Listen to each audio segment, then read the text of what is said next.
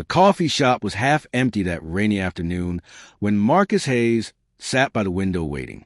He was 42 now, with traces of silver at his temples and the kind of tired eyes that came from raising a daughter alone for 8 years. His sister had set up this blind date, despite his protests. He checked his watch again. Then he saw her. A young woman in a striking red dress stood at the entrance looking uncertain. She was perhaps 25, with blonde hair pulled back and something vulnerable in her expression. Their eyes met, and she walked over slowly. "Marcus," she asked softly. "Yes." "You must be Elena." She nodded and sat down, fidgeting with her purse.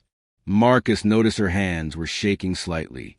The waitress came and Elena ordered chamomile tea. They made small talk about the weather and the neighborhood, but Marcus could sense something heavy hanging in the air between them. Elena kept glancing down at her cup, avoiding his eyes. Finally, after a long silence, she spoke. "I need to tell you something before we go any further." Marcus nodded gently. "I appreciate honesty." Elena took a deep breath. "I have a 4-year-old son. His name is Oliver. His father left when I was 6 months pregnant. He said I trapped him, that he was too young for this." Her voice cracked slightly. "I work 2 jobs to support us. My mom helps with childcare, but she is getting older and it is hard for her. I live in a small apartment, and most months I barely make rent." She looked up at him finally, and Marcus saw tears gathering in her eyes. "Your sister told me you are a good man, a single father. She thought maybe you would understand. But I know what this looks like. I know how people see me. A girl in her 20s with a kid already and no prospects." Marcus remained quiet, letting her continue. "I just need to know," Elena whispered. "Do you think I still deserve happiness?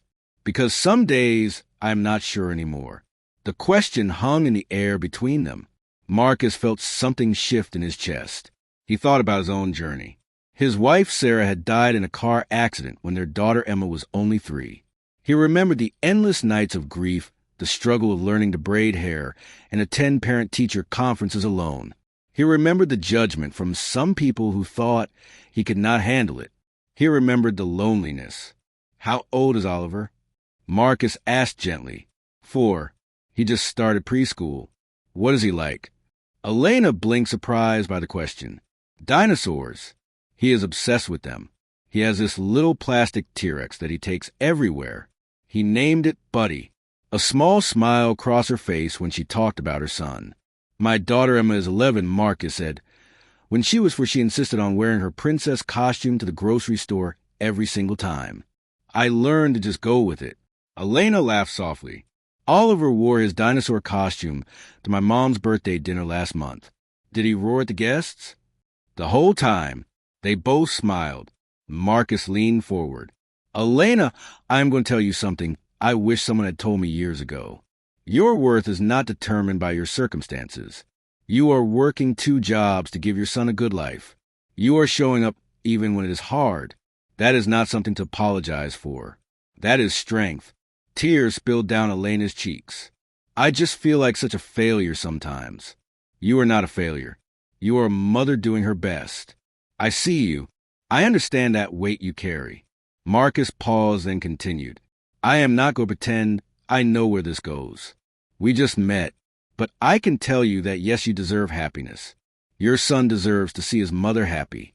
And anyone worth your time will see your situation, not as baggage, but as proof of your character."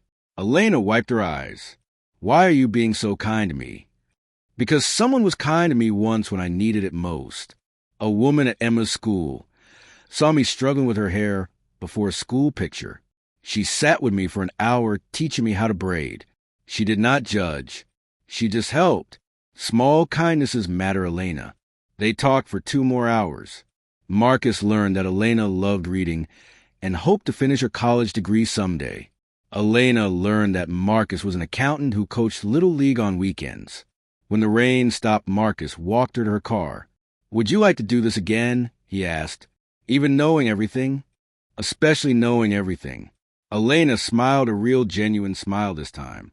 "I would like that. Maybe next time we could take the kids to the park.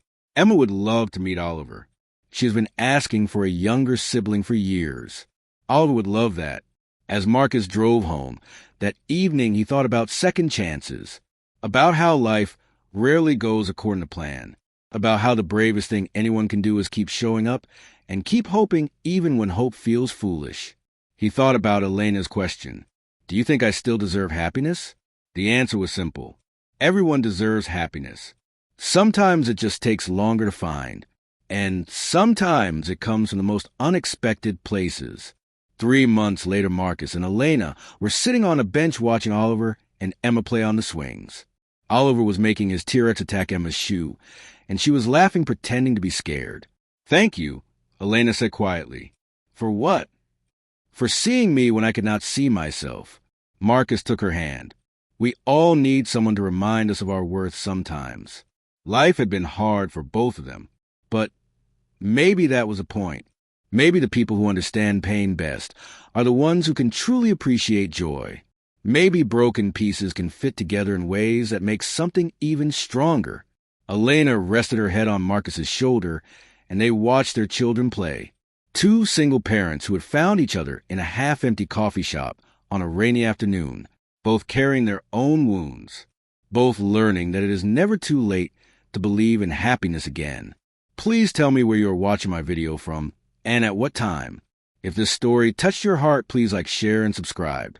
Leave a comment below telling us about a time when someone showed you unexpected kindness. Your story might inspire someone else who needs to hear it today.